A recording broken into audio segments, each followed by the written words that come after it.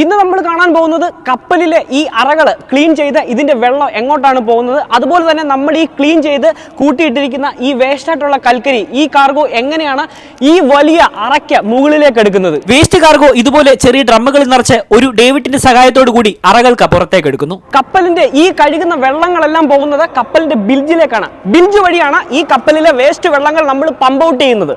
ആ കാഴ്ച നമുക്ക് കാണാം. കപ്പലിന്റെ ബിൽജ് നമ്മൾ കഴുകുന്ന വേസ്റ്റ് ആയിട്ടുള്ള വെള്ളങ്ങളെല്ലാം ഈ ബിൽജിലേക്ക് വന്ന ഒരു പൈപ്പ് ലൈൻ വഴി സെക്ഷൻ എടുത്താണ് പുറത്തേക്ക് തള്ളുന്നത്. ചെറിയൊരു സ്പേസ് ആണ്, അതിലൂടെ പോയിട്ട് വേണം നമ്മൾക്ക് അത് ക്ലീൻ ചെയ്യാൻ. വാ,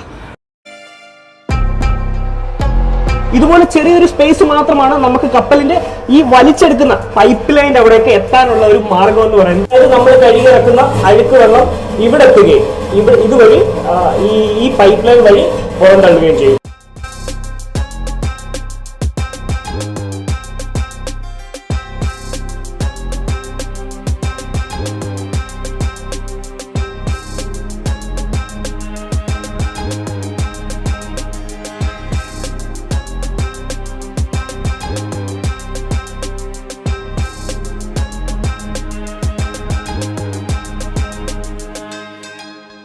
ഒരറ കഴിഞ്ഞു, ഇനി ഇതുപോലെ 6 അറകളാണ് ക്ലീൻ ചെയ്യാൻ ബാക്കിയുള്ളത്.